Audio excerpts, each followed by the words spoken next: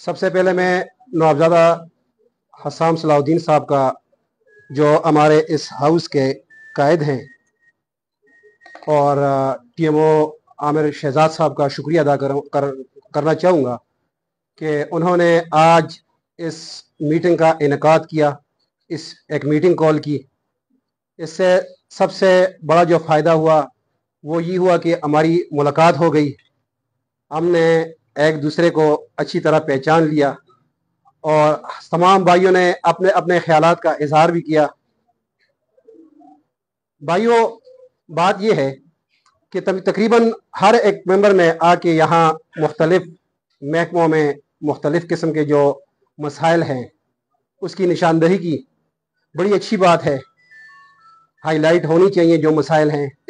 लेकिन इसमें सबसे जो मेन मसला है वो ये है जिसके लिए हमें वोट दिया गया था, जिसके लिए हमें हमारा इंतखाब हमारे लोगों ने किया, वो हमारे मकामी जो छोटे छोटे मसाइल हैं, उसमें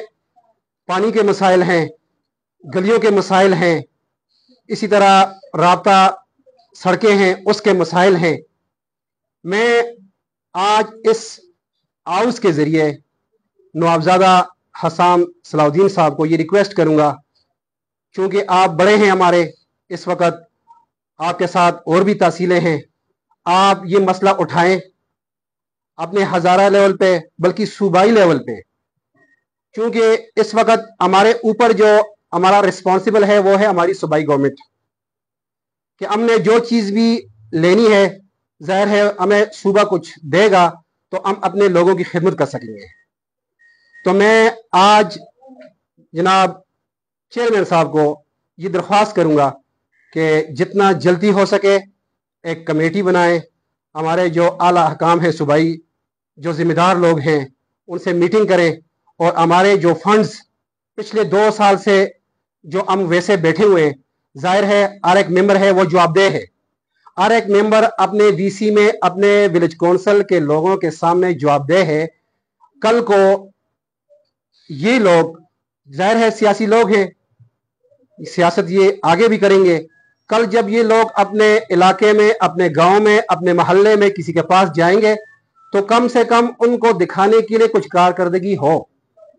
इस वक्त 2 साल बीत चुके हैं, हमारे पास हम जीरो पे हैं,